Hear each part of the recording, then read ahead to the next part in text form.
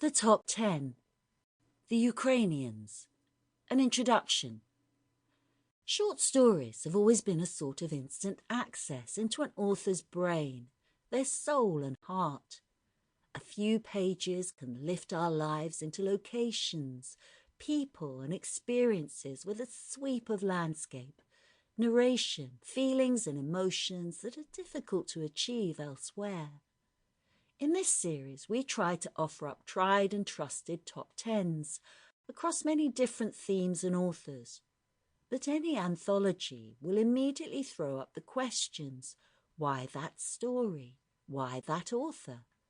The theme itself will form the boundaries for our stories, which range from well-known classics, newly told, to stories that modern times have overlooked, but perfectly exemplify the theme. Throughout the volume, our authors, whether of instant recognition or new to you, are all leviathans of literature. Some you may disagree with, but they will get you thinking about our choices and about those you would have made. If this volume takes you on a path to discover more of these miniature masterpieces, then we will have all gained something. Between the Russian Empire and Europe, warily sits Ukraine. Her own history has been brushstroked either by periods of independence or under the oppressive yoke of other, more powerful and belligerent neighbours. Its authors, almost always cited as Russian or from Little Russia, are diverse and brilliant.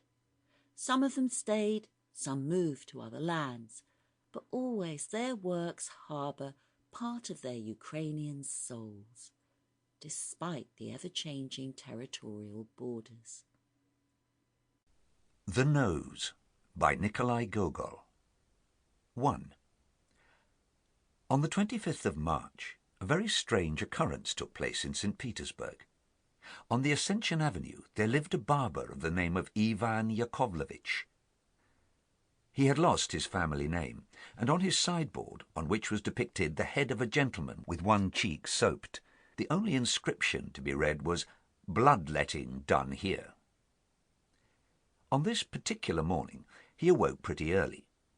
Becoming aware of the smell of fresh-baked bread, he sat up a little in bed and saw his wife, who had a special partiality for coffee, in the act of taking some fresh-baked bread out of the oven. "Today, Praskovna Osipovna," he said, "I do not want any coffee. I should like a fresh loaf with onions." "The blockhead may eat bread only, as far as I'm concerned," said his wife to herself. "Then I shall have a chance of getting some coffee." And she threw a loaf on the table. For the sake of propriety, Ivan Yakovlevich drew a coat over his shirt, sat down at the table, shook out some salt for himself, prepared 2 onions, assumed a serious expression, and began to cut the bread. After he had cut the loaf in 2 halves, he looked, and to his great astonishment, saw something whitish sticking in it. He carefully poked round it with his knife, and felt it with his finger. "Quite firmly fixed," he murmured in his beard. "What can it be?" He put in his finger and drew out a nose. Ivan Yakovlevich at first let his hands fall from sheer astonishment. Then he rubbed his eyes and began to feel it. A nose, an actual nose. And moreover, it seemed to be the nose of an acquaintance. Alarm and terror were depicted in Ivan's face, but these feelings were slight in comparison with the disgust which took possession of his wife. "Whose nose have you cut off, you monster?" she screamed, her face red with anger. "You scoundrel! You tippler! I myself will report you to the police. Such a rascal! Many customers have told me that while you were shaving them, you held them so tight by the nose that they could hardly sit still." But Ivan Yakovlevich was more dead than alive.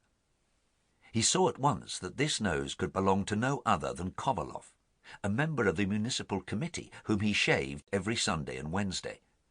"Stop, Praskovna Osipovna! I will wrap it in a piece of cloth and place it in the corner. There it may remain for the present. Later on I will take it away." "No, not there! Shall I endure an amputated nose in my room? You understand nothing except how to Sample complete. Ready to continue?